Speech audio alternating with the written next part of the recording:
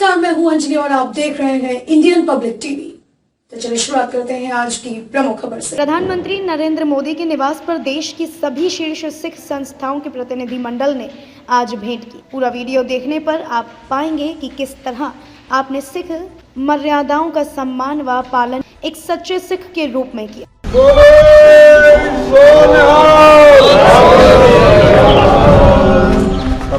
देश के प्रधानमंत्री मानयोग नरेंद्र मोदी जी के गृह विखे सारिया संस्थावां दे साडे धार्मिक संस्थावां और देश दीयां प्रमाणित हस्तियां अज इत्थे इकट्ठियां होईयां ने।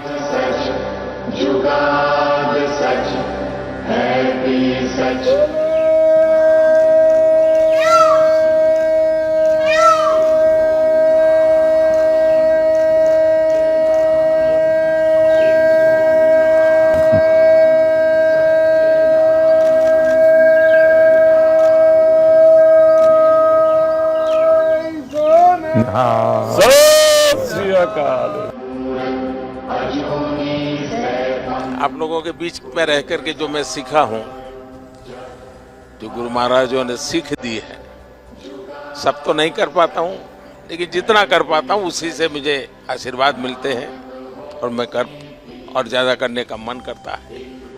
ढंग से रखना है, कुछ नहीं, नीचे छूना नहीं चाहिए, कुछ भी नीचे नहीं छूना चाहिए।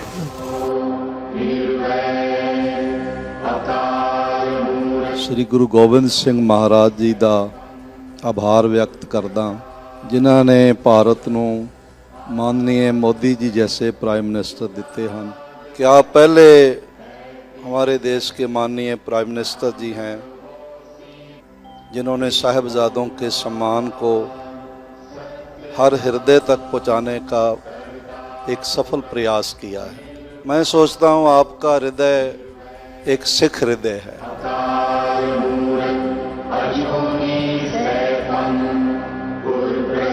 में अमृतसर में आपको मिले थे जी, और उसके बाद आज मिले। कितना साल हो गया जी।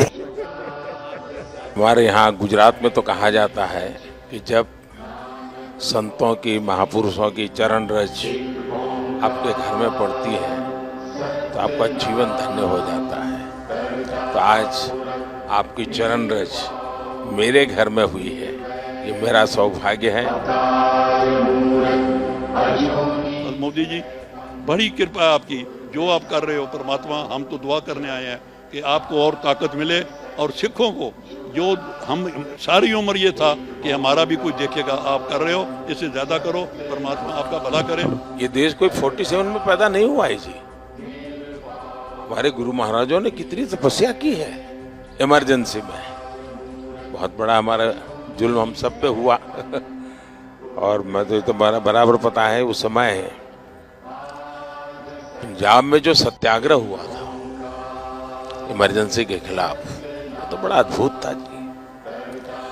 अब मैं उस समय अंडरग्राउंड रहता था, तो अंडरग्राउंड रहना है तो कुछ कपड़े वपड़े बदलने पड़ते थे, तो मैं सिख के कपड़ों में ही रहता जी मैं पगड़ी पहनता था। अरे सेवा मुझे करनी है आज सेवा आज मुझे करनी है।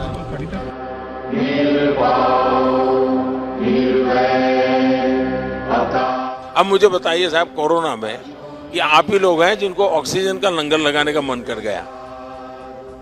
ये छोटी बात नहीं जी। अब मुझे बताइए, अफगानिस्तान से इतना अभी भी हमारा कोई वहां हवाई जहाज जाना आना शुरू नहीं हुआ है, लेकिन गुरु ग्रंथ साहब सम्मान से वापस आना चाहिए।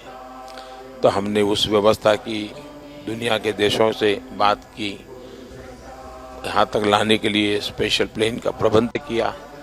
और मैंने मेरे मंत्रियों को माना कि भाई देखिए, मैं मानता हूँ ये मेरे लिए सेवा का बहुत बड़ा अवसर है। आप जाइए, सिरसा जी भी गए, हमारे हरदीप पुरी जी गए, सर पर गुरु ग्रंथ साहब को लेकर के साहब सम्मान के साथ, क्योंकि मैं मानता हूँ जी ये हमारे जीवन की बहुत बड़ा अनमोल रत्न है। सही, अनमोल रत्न है जी। गुजरात का होने के नाते हमेशा कहता हूँ कि मेरा तो आप लोगों से खून का रिश्ता है, क्योंकि गुरु गोविंद सिंह जी के जो पहले पंच प्यारे थे उसमें एक मेरे गुजरात का द्वारिका का था जी। गुरु नानक देव जी के जीवन में। साहब उन्होंने जीवन की साधना का सबसे ज्यादा समय जहां बिताया, वो स्थान हमारे पास न हो। 6 किलोमीटर दूर समझौता करके हम नहीं ला सके था।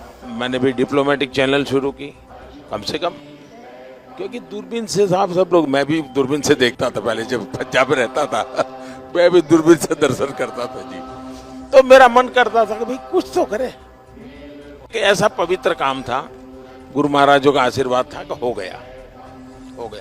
और इतने कम समय में जो वहां हमने जगह बनाई है, आप में से बहुत लोग गए हैं, इतने कम समय में जी, ये श्रद्धा के बिना नहीं होता है जी। तो मैं आपको कहता हूं, ये घर आपका है। मैं भी आप ही की तरह चलते चलते आया हूं, कल चलते चलते की गुरुद्वारे चला जाऊं।